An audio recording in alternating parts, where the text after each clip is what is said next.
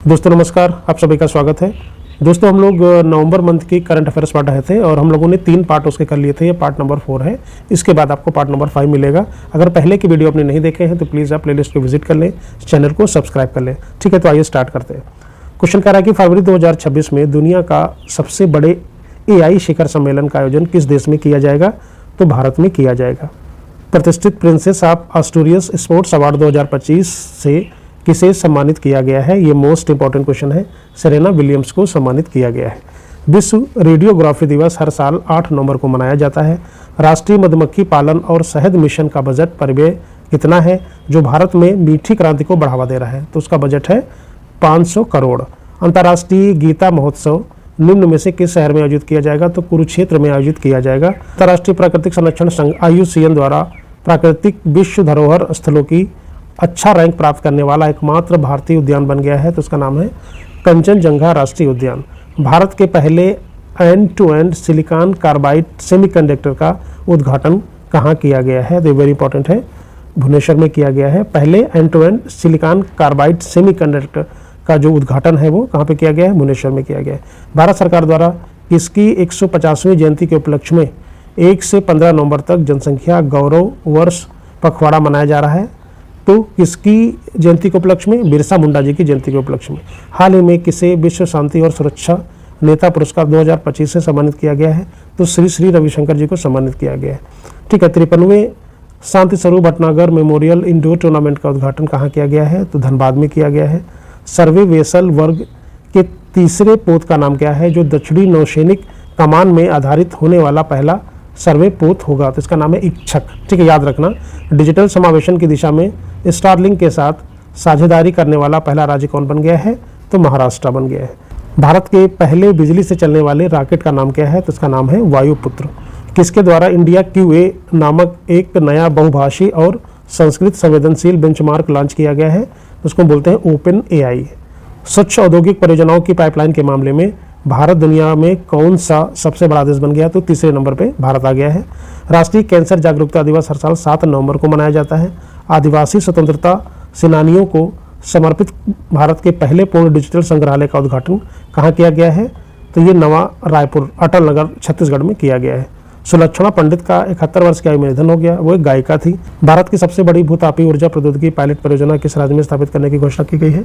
तो आंध्र प्रदेश में यह स्थापित की जाएगी। किस राज्य सरकार को इलेक्ट्रॉनिक्स और सूचना प्रौद्योगिकी मंत्रालय द्वारा प्रतिष्ठित पीपुल्स फर्स्ट इंटीग्रेशन अवार्ड से सम्मानित किया गया है? तो हिमाचल प्रदेश को सम्मानित किया गया है। अवनी लेखरा ने पैरा शूटिंग वर्ल्ड कप 2025 स्वर्ण पदक जीता है।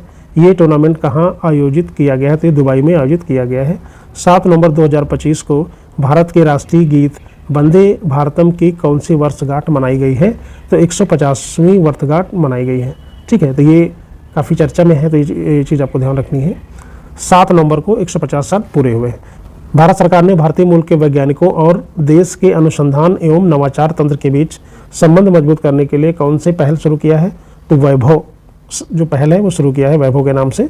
हाल ही में कार्तिक नाच महोत्सव मुख्य रूप से किस देश में मनाया गया? तो नेपाल में मनाया गया। सक्षम अंतर्राष्ट्रीय प्रतियोगिता के लिए चुनी गई पहली भारतीय पैरा एथलीट कौन बन गई है? तो उनका नाम है शीतल देवी। भारत के 91वें शतरंज ग्रैंड मास्टर कौन बन गए? उनका नाम है राहुल VS। प्रधानमंत्री मोदी द्वारा ल्यूकेमिया और लिम्फोमा के लिए लॉन्च की गई भारत की पहली कार्ड सेल थेरेपी का क्या नाम है? ठीक है, तो नेक्स्ट कार 19 भारत की पहली स्वदेशी कार T सेल थेरेपी है। नोबेल पुरस्कार विजेता जेम्स वॉटसन का 97 वर्ष की आयु में निधन हो गया। उन्हें किसकी खोज के लिए नोबेल पुरस्कार से सम्मानित किया गया है? तो उन्होंने DNA की खोज की थी। मासिक धर्म के लिए सवेतन अवकाश देने वाला भारत का पहला राज्य बन गया है कर्नाटका। ठीक है, हुरून इंडिया परोपकार सूची 2025 के अनुसार निम्न में से किसे सबसे उदार दानदाता के रूप में चुना गया है? तो शिवनादर और परिवार को। कॉर्पोरेट गवर्नेंस में उत्कृष्टता के लिए निम्न में से किसे गोल्डन पिकॉक अवार्ड 2025 से सम्मानित किया गया है? तो हेरिटेज फ्रूट्स लिमिटेड को सम्मानित किया गया है। 7 नवंबर 2025 को भारत के प्रसिद्ध भौतिक विज्ञानी सर चंद्रशेखर वेंकट रमन जी की कौन सी जयंती मनाई गई है? तो 137वीं जयंती मनाई गई है। संयुक्त राष्ट्र जल सम्मेलन में शामिल होने वाला दक्षिण एशिया में पहला देश कौन बन गया है? तो बांग्लादेश बन गया है। मिनिटमैन थर्ड नामक इंटरकॉन्टिनेंटल बैलिस्टिक मिसाइल ICBM किस देश के द्वारा विकसित की गई है? तो अमेरिका के द्वारा विकसित की गई है। चर्चा में रहा ऑपरेशन व्हाइट कोलरन राजस्व खुफिया निदेशालय द्वारा किस राज्य में चलाया गया है? तो गुजरात में चला गया है। राष्ट्रीय शिक्षा दिवस हर साल 11 नवंबर को मनाया जाता है। भारतीय मानक ब्यूरो BIS का महानिदेशक किसे नियुक्त किया गया है? तो संजय गर्ग को नियुक्त किया गया है। वाटरशेड महोत्सव पर 2 दिवसीय राष्ट्रीय सम्मेलन कहाँ आयोजित किया गया है? तो आंध्र प्रदेश में आयोजित किया गया है। आंद्रे श्री का हाल ही में 64 वर्ष की आयु में निधन हो गया। वे कौन थे? वे कवि थे। 11 नवंबर 2025 को अंगोला का कौन सा स्वतंत्रता दिवस मनाया गया? तो 50वां स्वतंत्रता दिवस मनाया गया। पीढ़ीगत तंबाकू प्रतिबंध लगाने वाला दुनिया का पहला देश कौन बन गया है? तो मालदीव बन गया है। वर्ष 2027 तक अंतरिक्ष में सौर ऊर्जा से चलने वाले AI डेटा सेंटर बनाने के लिए किसके द्वारा प्रोजेक्ट सन कैचर लॉन्च किया गया है? तो गूगल के द्वारा लॉन्च किया गया है। संयुक्त राष्ट्र पर्यटन विभाग की पहली महिला महासचिव निम्न में से किसे नियुक्त किया गया है? तो शेखा नासिर अल नोवैस को नियुक्त किया गया है। विश्व विज्ञान दिवस निम्न में से किस दिन मनाया जाता है? तो 10 नवंबर को मनाया जाता है। हाल ही में टाइम आउट द्वारा जारी सर्वेक्षण में दुनिया का सबसे खुशहाल शहर किसे घोषित किया गया है? तो मुंबई को घोषित किया गया है।